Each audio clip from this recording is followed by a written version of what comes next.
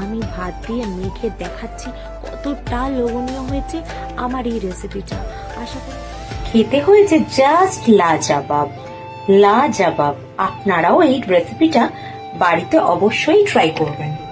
আজকে আবারও আমি পূর্তি কাচ্চিঘানি মাস্টার্ড অয়েল দিয়ে একটা সাউথ ইন্ডিয়ান চিকেনের রেসিপি দেখাবো, যেটা আপনার বাড়িতে বানানো থাকলে অন্য কোনো রেসিপির প্রয়োজনই লাগবে না।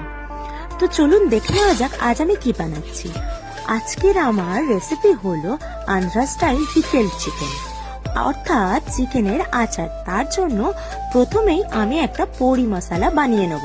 সেই ড্রাই পড়ি মশলা বানানোর জন্য যত রকম মশলাপাতি আছে বাড়িতে, তার মধ্যে আপনারা সবগুলোই হয়তো ব্যবহার করে থাকেন, যেরকম গোটা বিউলির ডাল, সাদা জিরে, মৌরি, ধনে, শুকনো লঙ্কা, গোটা গোলমরিচ আর কয়েক টুকরো দারচিনি আর কয়েকটা কারি পাতা খুব ভালোভাবে ড্রাই রোস্ট করে নিয়েছি।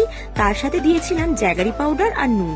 তারপর সেটাকে ভালো করে মিক্সার গ্রাইন্ডারে গুঁড়ো করে রেখে দিয়েছি। অন্যদিকে চিকেনগুলোকে আমি ছোট্ট ছোট্ট করে কেটে নিয়েছি। আপনারা বোনলেস চিকেনই নেবেন, তাহলে এটাকে সংরক্ষণ করে রাখতে সুবিধা হবে।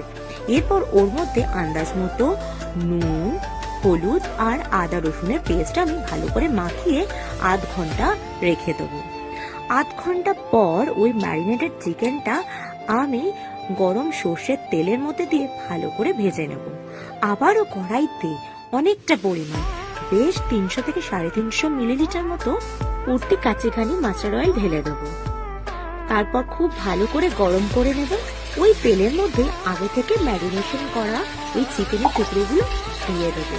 খুব ভালোভাবে ভেজে নেব। এই রান্নাটাতে কোনো জল ব্যবহার করা হবে না, কেননা জল ব্যবহার করলে রান্নাটা বেশি দিন রাখা যাবে না।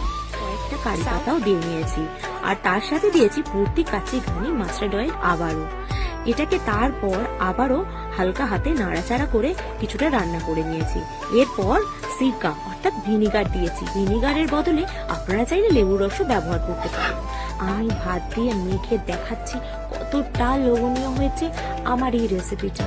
আশা করি আপনারা আগে কখনো খাননি এইভাবে।